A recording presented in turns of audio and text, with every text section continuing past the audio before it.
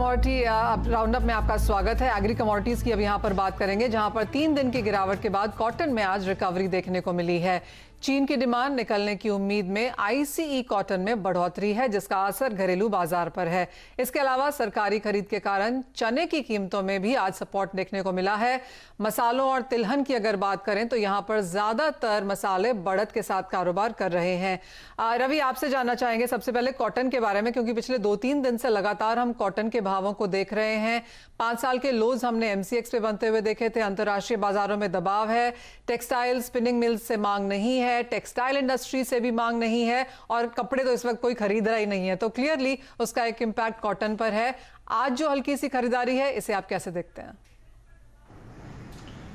Definitely जो cotton complex में pressure बना हुआ है ड्रिवन बाय कॉटन, तो मेरे हिसाब से जब तक जो यूएस कॉटन है वो 60 के ऊपर नहीं जाता, तब तक कोई सस्टेनेबल रैली है वो इंडियन मार्केट में भी नहीं देखने को मिलेगी। वहीं एडिशनली जो यूएस एंड चाइना के बिटवीन जो ट्रेड वॉर रिलेटेड कंसर्न्स है, इस हिसाब से लगातार इंटरनेशनल क्यूज है जो कॉटन के लिए वो नेगेटिव बने हुए हैं। मेरे हिसाब से अगर ये शॉर्ट कवरिंग की रैली प्ले करनी है तो डोमेस्टिक फैक्टर पे रैली प्ले करना चाहिए, और उसमें मेरे हिसाब से कपास खली एंड कोकुड़, ये मींस कपास, ये 2 कमोडिटीज मुझे लग रहा है कि यहाँ से एक अच्छी 15-20 पॉइंट के कपास एंड 40 से 50 पॉइंट की रैली है वो कोकुड़ मींस कपास खाली दिखा सकते हैं। क्योंकि जिनिंग बंद है तो मेरे हिसाब से कोकुड़ की शॉर्टेज काफी है, क्योंकि फीडिंग डिमांड कंटिन्यूअस वहां पे लगी हुई है। तो मेरे हिसाब से कोकुड़ में क्या से शॉर्ट कवरिंग का पार्ट बन रहा है, 1940 तक के टारगेट आपको वहां दिख सकते हैं, तो वो बाई करना चाहिए। कपास में एक अच्छा शॉर्ट कवरिंग यहाँ एक्सपेक्टेड है,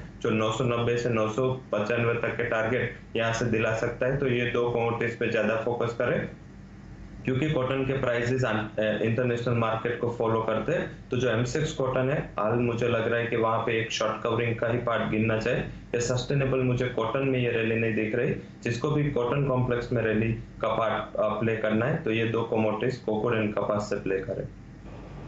ठीक है, तो ये स्ट्रैटेजी आपको मिली है कपास खली और कपास पर। लेकिन इसके अलावा चने में हमने देखा है रवि कि प्राइसेस को थोड़ा सपोर्ट मिल रहा है। जो सरकारी खरीद की खबरें आई हैं उससे थोड़ा संभले हैं प्राइसेस। यहाँ आउटलुक क्या है और कोई ट्रेड रेकमेंड करेंगे क्या?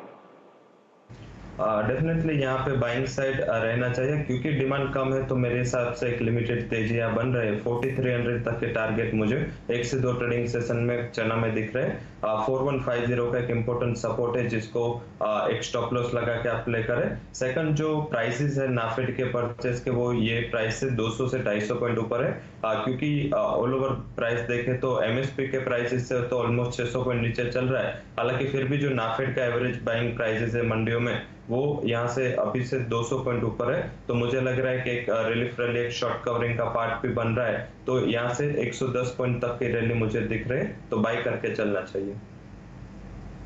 रवि, यहाँ पर बात करना चाहेंगे चने की भी और खाने के तेलों की भी, जहाँ पर हमने हल्की सी खरीदारी फिर से लौटते हुए देखी है। ऑफ कोर्स बाजार का व्यू यही है कि मांग कमजोर है। यहाँ पर जो प्रोक्योरमेंट जारी है सरकारी एजेंसीज की तरफ से, उसका कुछ सपोर्ट यहाँ पर जरूर है।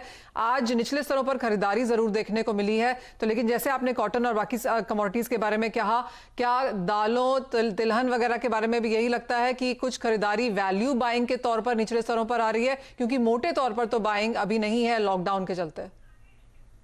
डेफिनेटली वॉल्यूम भी काफी ड्राई है। अगर एक्सचेंजेस पे वॉल्यूम देखे या मंडियों में वॉल्यूम देखे, तो इस हिसाब से कोई बेंचमार्क प्राइस है वो सेट नहीं हो पा रहा है, क्योंकि वॉल्यूम कम है। तो यहाँ पे जो ट्रेड हो रहे हैं मंडियों में भी, उसमें भी प्राइसेस में काफी डिफरेंसेस है, क्वालिटी वाइज भी काफी डिफरेंस आ रहा है। तो मेरे हिसाब से प्राइसेस थोड़े वोलेटाइल रहेंगे।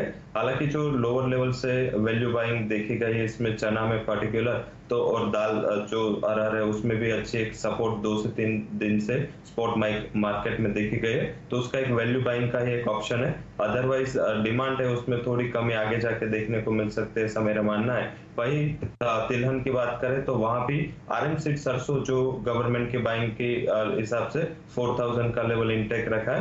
हालांकि मुझे लग रहा है कि सोयाबीन एंड सीपीओ ये 2 कमोडिटीज है जिसमें ये रैली का आपको फायदा नहीं मिलेगा, क्योंकि यहाँ पे रेजिस्टेंस है, क्योंकि वहां पे एक सप्लाई का भी एडिशनल प्रेशर आएगा जैसे ही मंडियां ओपन होगी। तो मुझे लग रहा है 2 commodities soybean and palm oil, ये दोनों में आगे जाके प्रेशर और यहाँ से बढ़ सकता है। प्रेशर यहाँ पर और बरकरार रह सकता है और यही हाल काफी हद तक हमने दूसरी कमोडिटीज में भी बनते हुए देखा है।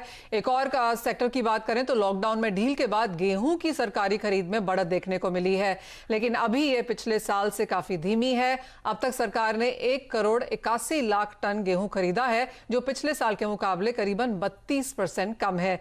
गेहूं की धीमी खरीद के कारण किसानों को खुले बाजार में गेहूं बेचना पड़ रहा है, जिससे कीमतों में गिरावट है। गेहूं को लेकर आगे क्या आउटलुक बन सकता है, इसी पर बात करने के लिए हमारे साथ जुड़े हैं शिवाजी फ्लावर मिल्स के अजय गोयल। अजय जी नमस्कार।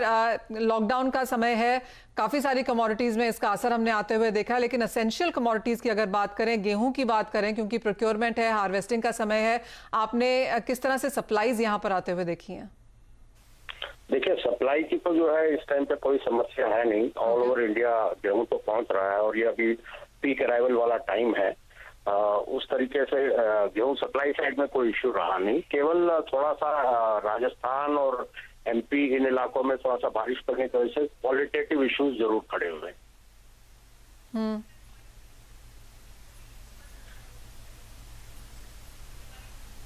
जी अच्छा, लेकिन अजय जी अगर प्राइसेस के आगे के आउटलुक की बात करें तो क्या अभी सेंस बनता हुआ दिख रहा है? क्या आउटलुक अभी आपको लग रहा है गेहूं को लेकर रहेगा फर्दर?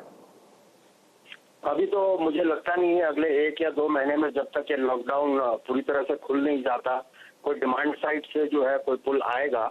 अभी भी जो है प्रिक्योरमेंट प्राइस से करीबन 100-125 रुपए नीचे मंडियों में ट्रेड हो रहा है, क्योंकि डिमांड साइड में केवल जो बिस्किट फैक्ट्रीज है वो ज्यादा चल रही हैं, बाकी और थोड़ा सा आटे का बिजनेस चल रहा है। बाकी सब ईटरीज और रेस्टोरेंट्स और जितना कुछ लगता है मैदा आटा वो एकदम बंद है। तो डिमांड हार्डली अभी 40-45% डिमांड चल रही है और ये खुलेगा तो थोड़ा सा जरूर बाजार में असर आएगा, लेकिन सप्लाई साइड भी बहुत